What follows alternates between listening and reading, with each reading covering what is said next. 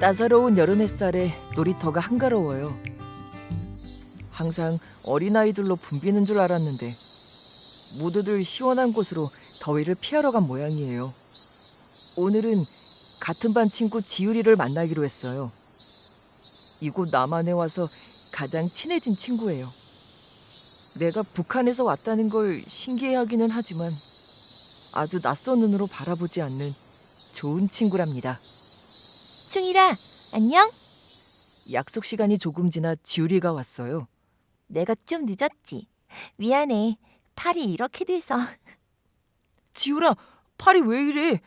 무슨 큰 사고라도 난 거야? 지유리는 팔에 깁스를 하고 나타났어요. 난 너무나 놀라 심장이 무척 빨리 뛰었지요. 별거 아니야. 계곡에 놀러 갔다가 넘어졌어. 병원에서 검사했는데 뼈에 금이 갔대. 지유리는 대수롭지 않은 듯 말했어요. 너 그럼 진짜 의사를 만났어? 약은 시장에서 샀어? 병원에서 줬어? 난 궁금한 게 많아 이것저것 물었지요. 충이라, 우선 여기 좀 앉자. 너무 더워. 지유리의 말에 난 간신히 마음을 가라앉혔어요. 한국에선 병원에 가는 건 그렇게 어렵거나 대단한 일이 아니야. 내가 살던 곳은 어땠는지 물어봐도 되니? 지유리는 나의 기분을 살피며 조심스레 물었어요. 나도 조심스레 어디에서도 하지 않은 이야기를 시작했지요. 우리 아빠는 오랫동안 다리가 아파서 고생하다가 서울에 와서야 제대로 병원에 가봤어. 병원에서 처음 의사를 만났을 때 마치 연예인을 본 것처럼, 마치 무척이나 만나기 어려운 사람을 만난 것처럼 반갑고 신기해서 덥석 악수부터 하셨지. 의사는 아빠한테 왜 이제야 병원에 왔냐고 했어. 그저 타박상인 줄 알고 침이나 맞고 통증 없애는 약이나 먹고 누워만 있었습니다. 그런데 의사는 아빠의 다리뼈가 부러졌다는 거야. 최근은 아닌 것 같고 아주 오래전에 이렇게 되셨어요. 아빠는 오랫동안 아팠지만 병원에 처음 간 것이었거든. 약을 처방해 드리겠습니다. 그리고 가장 빠른 날짜에 수술을 잡도록 하겠습니다. 입원 준비를 하셔서 오시면 됩니다. 의사의 말에 아빠는 너무나 걱정이 많아졌지. 혹시 먹는 약이 병원에 있나요? 아니면 시장에서 사오면 되나요? 수술할 때 마취를 하려면 마취약도 사와야 하나요? 그리고 입원할 때 이불을 가져오면 됩니까? 그때가 추운 겨울이었거든. 그래서 아빠가 이것저것 걱정이 많았던 거야. 그런데 여기에서는 먹는 약도 수술에 쓰이는 약도 모두 병원에서 준다더라. 병원에서 이불도 주고 난방도 잘해준다고 하더라. 내가 살던 곳에서는 상상도 하지 못할 일이야. 지유리는 걱정스러운 표정으로 물었어요. 그래서 아빠는 치료 잘 받으시고 괜찮아지셨어? 아빠는 사고 이후에 오랫동안 치료를 받지 못해서 결국 장애 판정을 받으셨어. 안타깝지. 북한에서 계속 살았다면 더 심각하게 아팠겠지? 우리는 둘 다 씁쓸한 미소를 지었죠.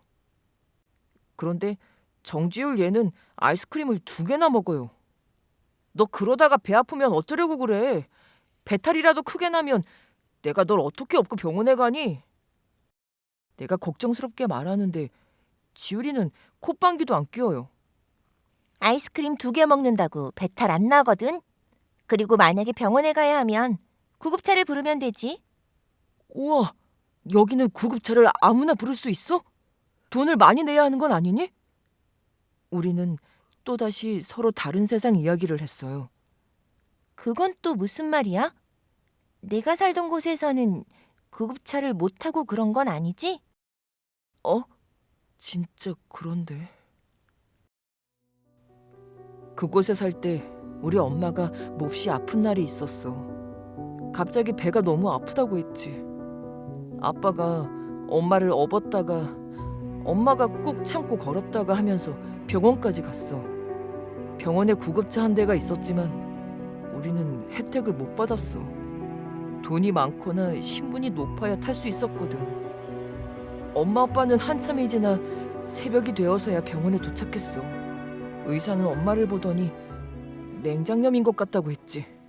아, 그런데 병원에 거즈도 약솜도 없어요. 국소 마취약도요. 이것들을 장마당에 가서 사오시면 수술을 해주겠습니다. 그런 것들을 구해오려면 시간이 더 걸릴 텐데 괜찮겠습니까? 괜찮을 리 없었어. 염증이 더 퍼지면 위험할 수 있다고 했지. 아빠는 아파하는 엄마를 혼자 두고 장마당에 갈 수 없었어. 병원엔 조금이라도 남아있는 것들이 없습니까? 아니 뭐 조금은 있죠. 가지고 온 돈이 있습니까? 결국 병원에서 바란 건 돈이었어. 북한은 말은 무상의료제라고 하지만 사실 혜택은 받지 못하거든. 믿기 어렵겠지만 돈이 없으면 치료도 안 해줘. 결국 엄마는 칼이 닿는 부위만 마취를 하고 맹장을 뗐어. 하지만 엄마는 병원에 있는 것조차도 힘들었다고 했어. 냄새도 너무 심하고 침대 패드에 핏자국도 있고 방음도 되지 않아 아파하는 환자들 소리가 다 들렸다고 했어.